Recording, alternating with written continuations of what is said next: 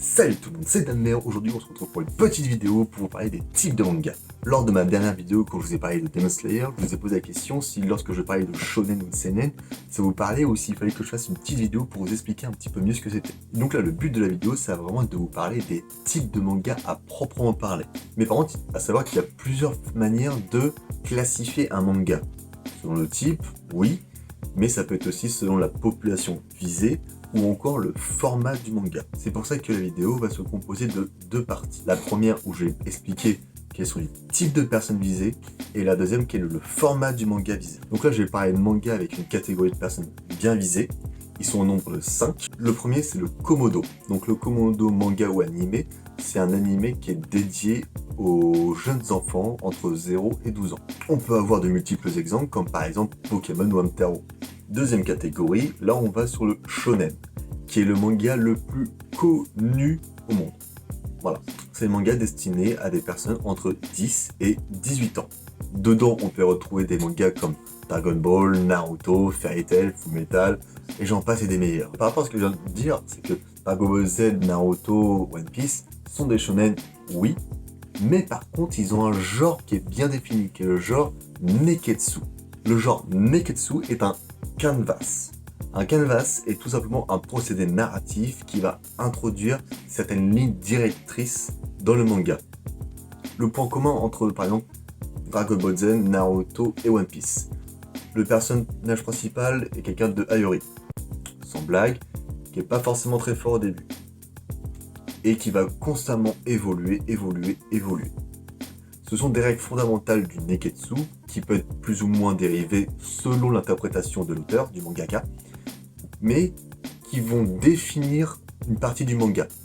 Le manga va être un shonen, donc un manga dédié pour les personnes entre 10 et 18 ans, Neketsu, en respectant quelques règles fondamentales du canevas Neketsu. En troisième point, on a le shoujo. Le shoujo est un style de manga dédié plutôt aux filles à partir de 12 ans en général.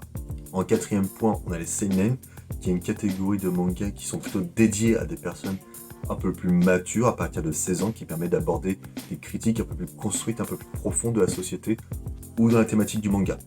En cinquième point, on a le style josei qui est destiné plutôt aux jeunes femmes qui cherchent à avoir des histoires d'amour un peu plus compliquées ou un peu plus poussées sur certaines thématiques ou certains points. Si 50 nuances de Grey était adapté en manga, il serait un style josei. Donc là, cette explication comment un manga peut être défini selon le type de lecteur ou la population ciblée du manga, mais il y a aussi le format d'écriture du manga qui sont au nombre de 3. En premier, on a le Yonkoma, qui est un style de manga qui est très rapide, très simple. Ça va s'apparenter plutôt au BD Flash qu'on peut avoir, où ça va être en 4 ou 5 cases. On va voir la situation initiale, le début, le milieu, la fin, juste en 5 cases avec une thématique bien précise.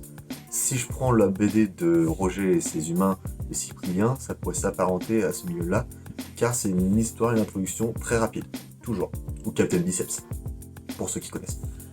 Ensuite, on a le doujinshi, où là, ce sont soit des auteurs amateurs ou professionnels qui vont mettre en situation des personnages hors de leur monde et non contraints par les éditeurs. Par exemple, on pourrait très bien avoir un combat entre Sangoku et Luffy, sans pour autant que ce soit écrit par Akira Toriyama ou Eiichi Oda. Désolé Akira d'avoir défoncé ton nom. Et en dernier format, on a aussi le one shot, où là c'est un seul manga, on a le début et la fin en un seul bouquin. Un one shot. Donc là c'est une petite vidéo pour vous parler comment un manga peut être défini soit par la catégorie de la population ciblée, donc ça peut être le sexe, l'âge comme je vous ai dit précédemment, soit le format d'écriture, BD, one shot ou amateur dérivé de l'éditeur. Mais après, il y a encore le style Neketsu, qui là, c'est encore différent. Il faut bien dissocier la partie population ciblée, donc le shonen, et Neketsu. Ils sont souvent associés, bien qu'ils soient totalement différents. Donc si la vidéo t'a plu, n'hésite pas à mettre un pouce en l'air, ça me ferait plaisir. Note-moi dans les commentaires un manga que tu apprécies dès que je ferai une vidéo sur le sujet. Pense à t'abonner et activer la cloche de notification pour savoir quand est-ce que je vais sortir une nouvelle vidéo. Sur ce, je te dis tchou!